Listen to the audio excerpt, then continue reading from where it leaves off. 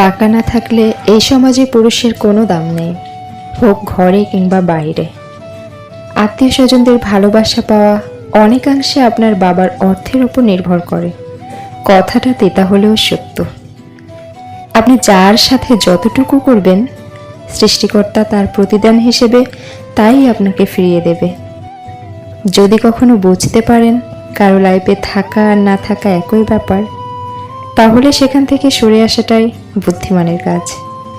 মাঝে মাঝে কষ্ট পাওয়া অনেক ভালো, কারণ কষ্ট মানুষকে বাস্তবতা শেখায়, যে কোনো পরিস্থিতিতে মনের জোর বাড়ায়, একা বাঁচতে শেখায় এবং আপন মানুষগুলোকে চিনতে শেখায়। 4টি কাজ করলে রিজিক বৃদ্ধি পায়। নাম্বার 1, আল্লাহর রাস্তায় ব্যয় করা।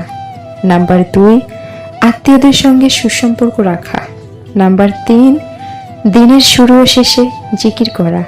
নাম্বার 4, আল্লাহর নিয়ামত ও শুকরিয়া আদায় করা। মানুষ তোমাকে ব্যবহার করবে শুধুমাত্র খারাপ সময়টাকে পার করার জন্য, ভালো সময়ে তোমাকে ছুঁড়ে ফেলে দেবে। মনের দূরত্ব বেড়ে গেলে পাশাপাশি চেয়ারে বসে থাকলেও তাকে প্রয়োজনীয় মানুষ বলে মনে হয় না। যে আপনাকে চায় না তাকে আপনারও চাওয়া উচিত না, কারণ তাতে অবহেলা দ্বিগুণ বাড়ে। যে কাঁদায় সেও একদিন কাঁদে, এটা অভিশাপ নয়, নিয়তির বিচার। গুরুত্ব না পেলে সরে আসাই ভালো, কারণ ভালোবাসা কিংবা বন্ধুত্ব কখনো অবহেলা দিয়ে তৈরি হয় না। তাদের কখনো ক্ষমা করা উচিত না যারা মানুষের দুর্বলতার সুযোগ নিয়ে নিজের স্বার্থ হাসিল করে।